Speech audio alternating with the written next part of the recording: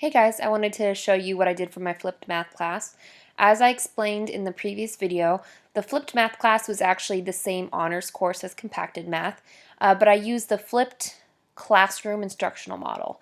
So for those of you who don't know, flipping the classroom means that students are starting with their homework at home, and it is usually going to be a video that they watch in lieu of, or not in lieu of, but for introduction to new material. And the idea is that um, the student has a very static role during introduction to new material, and so that can be done passively by watching a video, and it therefore frees up more class time for activities, for enhancement, for differentiation, or things like that. So I kind of dabbled in that this year. I wanted to see if it would help my compacted math class accomplish more content because we work so quickly in that class. Those students are learning half of the 8th grade math standards and all of the Math 1 math standards. So it is a lot, and it is very difficult to fit it all into a school year. So I wanted to know if flipped math would help me achieve that. So the first thing I wanted to do was make sure students absolutely knew what they had going on for that class. So I embedded this calendar.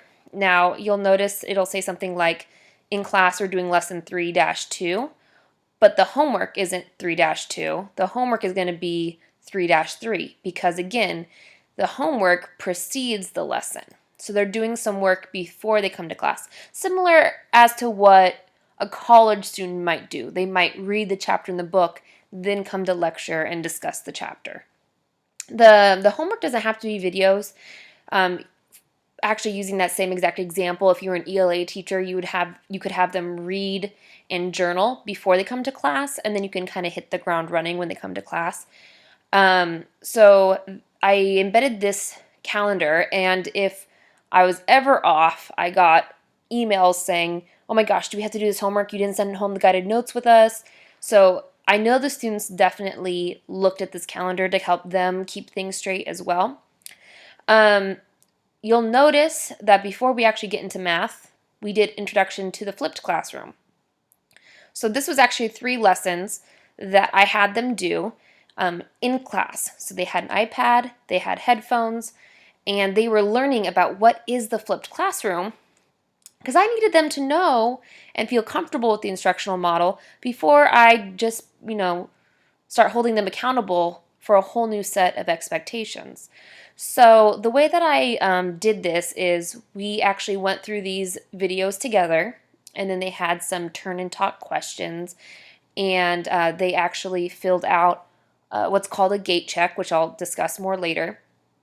And then I actually had them do the first few quote-unquote flipped lessons in class. So pretending they're at home watching the video, and then that way they could bounce their questions off of me.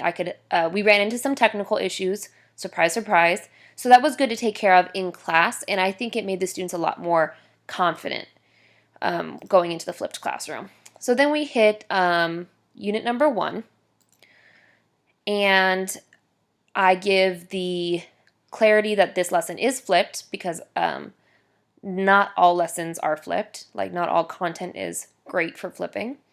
Then I give the objective as well as a to-do list. So this will make sure, the kids need to know what they need to do in order to do their homework, right? So I always give that list up here at the top and make sure that they accomplish that. Now, this is actually something I would change. I had them do a Khan Academy link, and it didn't work out. Kids couldn't sign into their account, things like that. So anyways, here's the flipped video I made.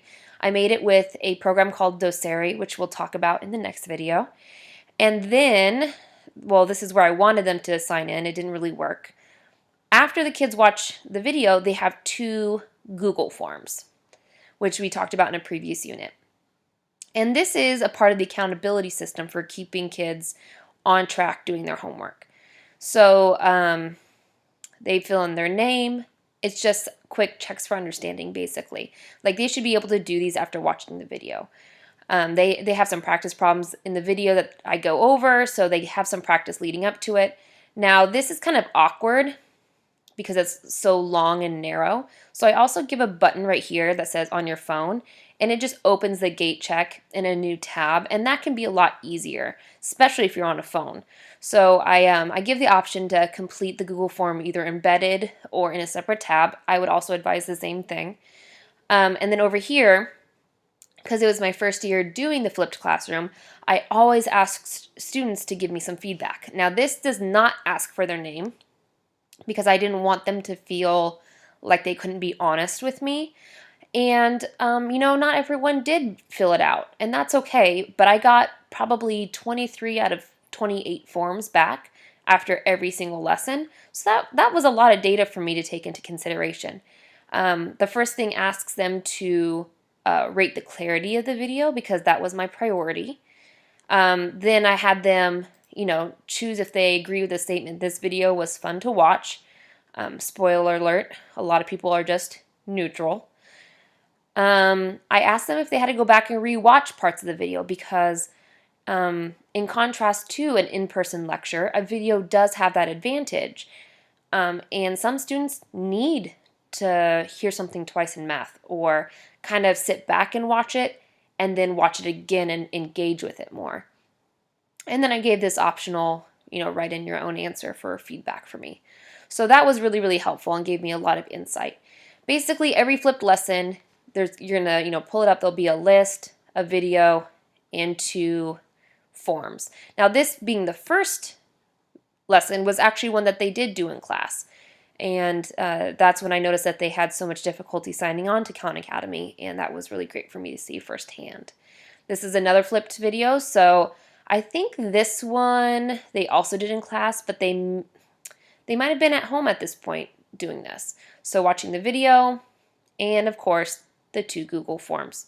So that was kind of the procedure for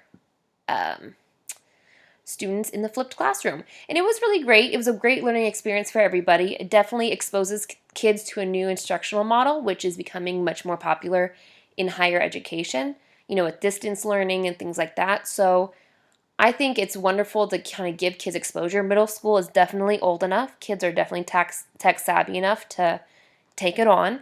Are they perfect? No, they're definitely middle schoolers still. But it was a great learning experience, and it was the first time that I had made videos and things like that, but we will talk about that more in the next video.